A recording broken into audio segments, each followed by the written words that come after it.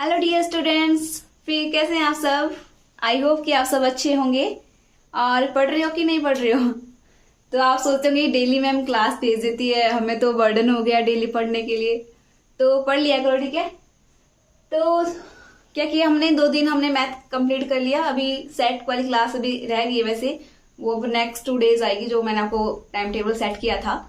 अब जो है आज आपका केमिस्ट्री की क्लास करा रही हूँ मैं। वैसे मैंने कहा था कि मैं संडे को हिमाचल का जीके कराऊंगी, पर वो हो नहीं पाएगा क्योंकि मैंने आपको संडे को मैथ की क्लास दे दी और जो एचपी जीके था वो मैंने आपको मंडे को दे दिया था, है ना। तो अभी मैं जो आज का जो संडे का जो एचपी जीके है वो बीच में कोई किसी भी दिन करा दूंगी वीक के, और ताकि वो कवर हो जाए आपका।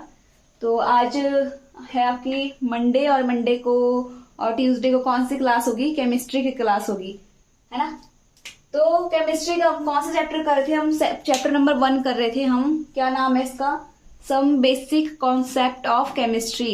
केमिस्ट्री के कुछ बेसिक कॉन्सेप्ट जो कि आपको, जब आपको केमिस्ट्री जाननी है आगे को, तो आपको ये आने चाहिए, है ना। तो इसलिए पहला चैप्टर है आपका बेसिक कॉन्सेप्ट के लिए। तो इसमें हमने क्या क्या पढ़ा था, इसमें मैंने आपको केमिस्ट्री की डेफिनेशन बता दी थी, मैंने आपको मैटर के बारे में बताया था, फिर उसके टाइप्स बताए थे, ठीक है, फिजिकल क्लासिफिकेशन और केमिकल क्लासिफिकेशन। इस तरह से मैंने आपको पूरा समझा दिया था, है ना। उसके बाद मैंने आपको टेम्परेचर स्केल्स बता दी थी। तो जो बच्चे आज इस टॉपिक को पहली बार देख रहे हैं, मतलब केमिस्ट्री की क्लास को पहली बार देख रहे हैं, तो पहले उन 2 टॉपिक्स को कंप्लीट कर लो, जो 2 वीडियोस है, ताकि आपकी कनेक्टिविटी बन सके, है ना। तो अब आज पढ़ेंगे हम क्या, वही चैप्टर है सेम।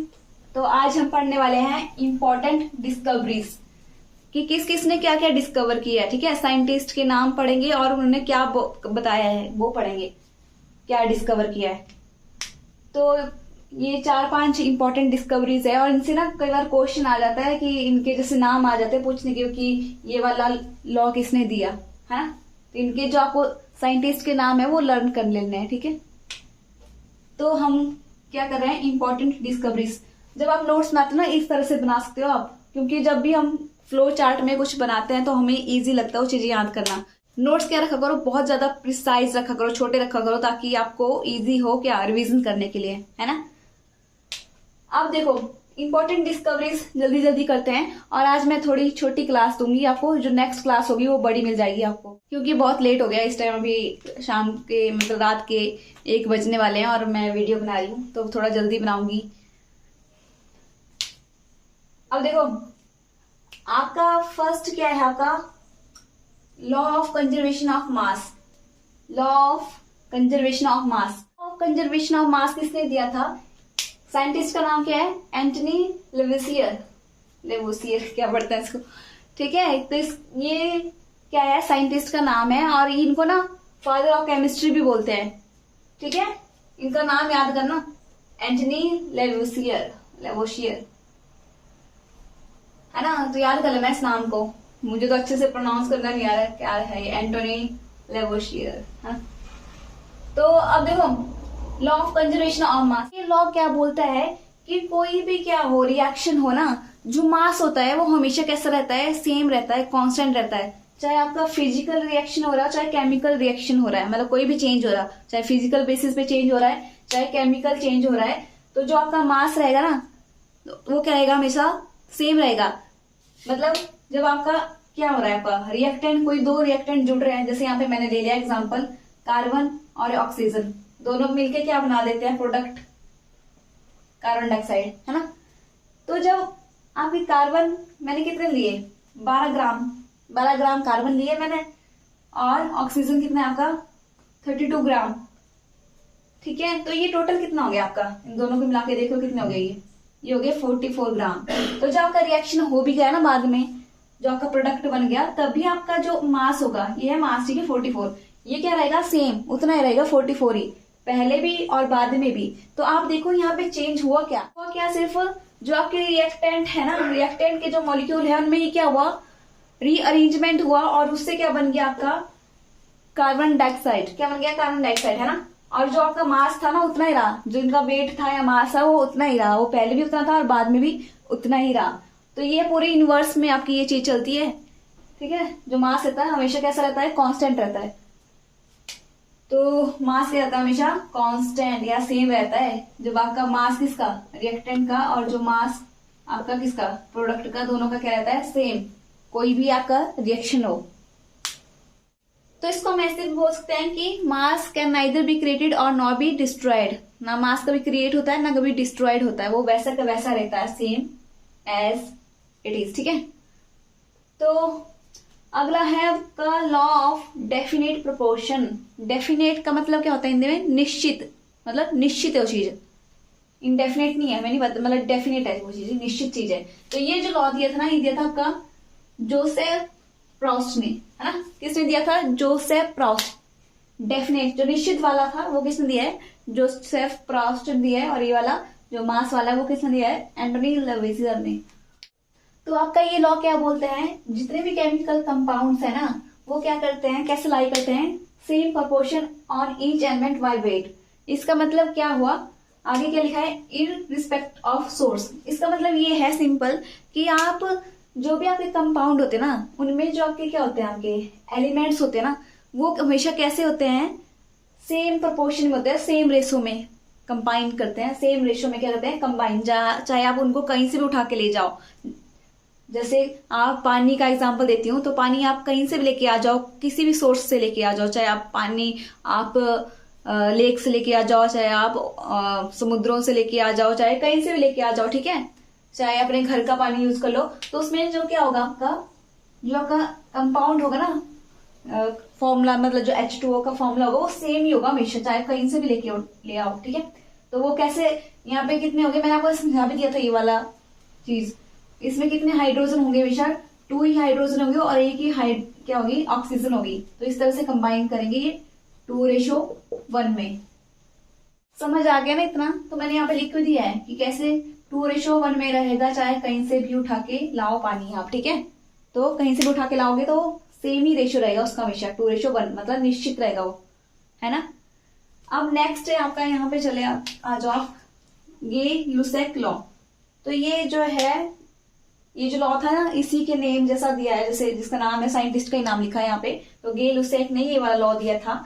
इसने क्या कहा कि जो अगर आप क्या करोगे, टेम्परेचर और प्रेशर क्या रख देते हो, सेम कांस्टेंट रख देते हो, मतलब चेंज नहीं करना है आपको। जैसे टेम्परेचर अभी 25 डिग्री सेल्सियस है तो उतना ही रखना है आपने, और प्रेशर भी अगर आपका कुछ मतलब सेम ही रखना है, कितना भी प्रेशर है। जैसे मैंने ये रूम ले लिया यहाँ पे, तो अगर मैं ये रूम है यहाँ पे, मैं क्या कर दूं, आपकी टेम्परेचर और आपका प्रेशर क्या कर दूं, मैं आपको कांस्टेंट रख दूं, सेम रख दूं, चेंज ना करूं। तो क्या होगा, जो यहाँ की जो गैसेस होंगी ना, वो क्या कंबाइन करेगी, सिंपल रेशो में कंबाइन करेगी बाय वॉल्यूम, वॉल्यूम के सिंपल रेशो। जैसे मैं एग्जांपल ले रही हूँ, वही अपना मैंने यहाँ पे हाइड्रोजन ले लिया और यहाँ पे ऑक्सीजन। अगर मैं हाइड्रोजन का वॉल्यूम कितना ले लूँ, 100 ml, और इसका कितना ले लूँ, 50 ml, तो इधर कितना बनेगा आपका, ये प्रोडक्ट का वो भी क्या बनेगा आपका, 100 ml बनेगा। मतलब रेशियो क्या आ जाएगी इसकी, डिवाइड करके देख लेना। जैसे 100 को आप 50 से डिवाइड करोगे तो क्या आएगा, इसका डिवाइड करके 2:1 आएगा आपका डिवाइड करके, ठीक है। तो वही क्या आ गया, सेम प्रोपोर्शन में रहेगा, मतलब सेम, अगर वॉल्यूम का भी सेम रहेगा, इसके जैसा ही है, बस यहाँ पे क्या था, वेट का था, और यहाँ पे वॉल्यूम का आ गया। यहाँ पे वॉल्यूम क्या रहेगा, सेम रेशियो में रहेगा। इनके साइंटिस्ट का नाम याद रखना, ये सबसे इंपॉर्टेंट चीज है इसमें। अगला है आपका अवोगाड्रो लॉ। ये भी किसने दिया था, इसके नेम जैसा है इसका लॉ, मतलब जो लॉ का नेम है वही इसका नाम है, अमेलियो अवोगाड्रो। अब इसने जो क्या बोला, इसने बोला वही सेम, इसने भी ऐसा बोला कि अगर आप टेम्परेचर और प्रेशर क्या रख देते हो, कांस्टेंट रख देते हो, तो अगर आप क्या ले लो, जैसे मैंने यहाँ पे ये सपोज करो, मैंने यहाँ पे क्या कर दिया आपका,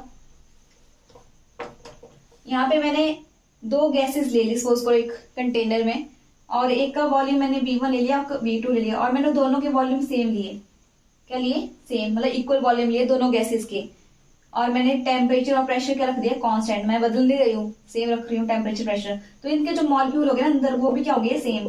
जो इनके अंदर, अगर इसमें भी अगर 10 मॉलिक्यूल हुए तो इसमें भी 10 हो गए, मतलब अगर आपका वॉल्यूम सेम हो गया तो मॉलिक्यूल भी क्या हो जाएंगे, सेम, मतलब सेम नंबर ऑफ मॉलिक्यूल्स।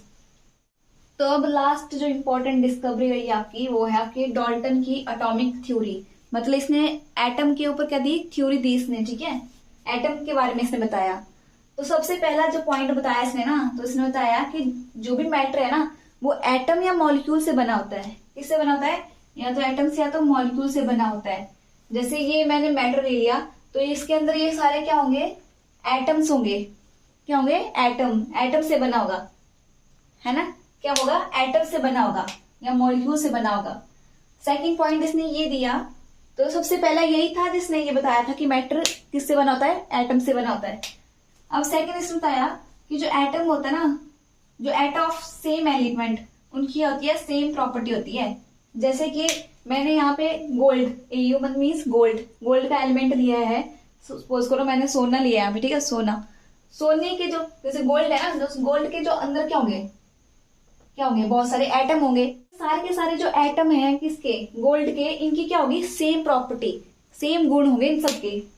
जो एक का गुण हुआ वही दूसरे का गुण होगा, वही तीसरे का गुण होगा, बस सबका क्या होगा, सेम। पर एलिमेंट होना चाहिए एक ही, एक की बात कर रही हूँ मैं, जो मतलब एक सेम ही होना चाहिए। जैसे यहाँ पे गोल्ड लिया तो गोल्ड के जो एटम होंगे उनका सारा सेम होगा। वैसे कोई और ले लो तो उनका, जैसे आपने कॉपर ले लिया तो कॉपर के जो एटम होंगे उनका भी अंदर उनका सेम होंगे, जो भी एटम होंगे उनकी प्रॉपर्टी सेम होगी। तो अपने अपने एलिमेंट के अपने अपने एटम होंगे और उनकी क्या होगी, अपनी अपनी क्या होगी, सेम प्रॉपर्टी होगी। अगला इसने दिया था कि जो कंपाउंड होते हैं ना, वो कंबाइन करते हैं फिक्स्ड रेशो में। कैसे कंबाइन करते हैं, फिक्स्ड रेशो में। और इसको लॉ ऑफ मल्टीपल प्रोपोर्शन भी बोलते हैं। लॉ है ही इसका, मतलब डाल्टन ने ये एक लॉ दिया था मल्टीपल प्रोपोर्शन का। इसने क्या कहा था, इसने जैसे रिएक्टेंट क्या कर रहे हैं, कंबाइन कर रहे हैं, तो ये कैसे जो आपका कंपाउंड बनेगा लास्ट में ना, जो प्रोडक्ट बनेगा वो क्या होगा, फिक्स्ड रेशो में होगा। जैसे मैंने यहाँ पे देखो, यहाँ पे एक क्या है, यहाँ पे रूल है कि ये जो इधर वाला है ना, ये सेम रेशियो में होना चाहिए। जैसे ये 2 ग्राम है, मैंने इनका वेट लिया, ठीक है, तो H2 में किसमें, दोनों दो रिएक्शन नहीं है, ठीक है, तो मैं पहले रिएक्शन में H2 2 ग्राम लिया है, इसमें भी 2 ग्राम लिया है। सिर्फ चेंजेस हम कहाँ पे ला रहे हैं, ऑक्सीजन में। यहाँ पे ऑक्सीजन मैंने कितनी ली है, ऑक्सीजन गैसेज है ना दोनों, तो ये दोनों गैसेज मिल रही हैं। यहाँ पे ऑक्सीजन गैस है और यहाँ पे आपके हाइड्रोजन गैस है, जब ये दोनों मिल रही है तो क्या बन रहा है आपका, वाटर। क्या बन रहा है, वाटर। तो यहाँ पे देखो 2 ग्राम लिया है, यहाँ पे कितना दिया है, 16 ग्राम आपकी क्या है, क्या है, ऑक्सीजन है। और यहाँ पे क्या बन रहा है, 2 ग्राम प्लस 16 ग्राम कितना बन गया, 18 ग्राम, मतलब वाटर का वेट। 18 ग्राम क्या बन गया आपका, वाटर। अब देखो अगर मैं यहाँ पे 16 की जगह मैं पूरा ले लू इसको, ऑक्सीजन को, जिसका पूरा वेट होता है वो क्या है, 32 ग्राम, तो यहाँ पे क्या बनेगा आपका, H2O2। क्या बनेगा, H2O2। तो ये कितना आ गया आपका, 2 प्लस 32 कितना हो गया, 34। कितना हो गया, 34। अब इनका रेशियो देखो आप लोग, यहाँ पे कितना आया, यहाँ तो सेम है, यहाँ तो 1:1 आ गया। यहाँ पे कितना आया, 16:32। अगर इसको सॉल्व करोगे तो 1:2 आ गया। तो यहाँ पे भी क्या आया, सेम। यहाँ ऊपर 18 है, यहाँ पे 34 है, तो मैंने लिख लिया 18 और 34। तो इसको भी सॉल्व करोगे, काटोगे तो कितना आ गया, 1:2। कितना आ गया, 1:2। तो मतलब क्या है, इनका फिक्स्ड रेशो है। कैसा है, फिक्स्ड रेशो। तो जो आपके कंपाउंड हो कैसे कंबाइन कर रहे हैं, फिक्स्ड रेशो में कंबाइन कर रहे हैं। इसको क्या बोलते हैं, लॉ ऑफ मल्टीपल प्रोपोर्शन। समझ आया। अगला जो लास्ट पॉइंट है ना, इसने बोला है कि जो भी जितने भी आपके केमिकल रिएक्शन होते हैं उसमें कुछ नहीं होता, सिर्फ क्या होता है, एटम का ही रीअरेंजमेंट। क्या होता है, एटम का ही रीअरेंजमेंट होता है, उसी को हम क्या बोलते हैं, केमिकल रिएक्शन। तो देखो जैसे यहाँ पे कितने हैं, यहाँ पे हाइड्रोजन है, हाइड्रोजन गैस, यहाँ पे क्लोरीन है, तो क्या बना दिया इसने, 2HCl। तो यहाँ के हाइड्रोजन के और क्लोरीन के जो एटम होंगे वो क्या होंगे, एक दूसरे के साथ रीअरेंज हुआ हो गया और उन्हें क्या दे दिया, HCl दे दिया, HCl बना दिया। ठीक है, समझ आ गया आपको ये सारा कि नहीं आया। तो ये वीडियो यहीं तक रहेगी। वैसे मुझे पता है छोटी सी वीडियो है, शायद 10-15 मिनट की वीडियो बनी होगी, पर आज मैं थोड़ा थक गई तो इसलिए मैं ज्यादा बड़ी वीडियो नहीं बनाऊंगी। कल आपको मैं बड़ी वीडियो दे दूंगी। और पढ़ा करो तो फायदा है मेरा बड़ी वीडियो बनाने का, यार नहीं तो मैं ऐसे ही टाइम वेस्ट कर रही हूँ और आप लोग पढ़ नहीं रहे। मोटिवेशन तभी मिलता है ना जब आप भी पढ़ोगे, तो मुझे भी मोटिवेशन मिलेगा कि चाहे मैं कितनी भी थक गई होगी, पर मुझे लगता है कि बच्चे, मतलब मेरे जो स्टूडेंट्स हैं वो पढ़ रहे हैं, तो मुझे वीडियो बनानी है। ऐसे मुझे भी थोड़े टाइम बाद मोटिवेशन मेरा डाउन होने लग जाएगा कि यार मैं बना तो रही हूँ, देख कोई नहीं रहा है ना। तो इसलिए पढ़ा करो। अब मैं ज्यादा नहीं बोलूंगी, मैं थक गई हूँ। तो इसलिए कल मिलते हैं नेक्स्ट वीडियो में, और अपना ध्यान रखिए। Bye bye, take care.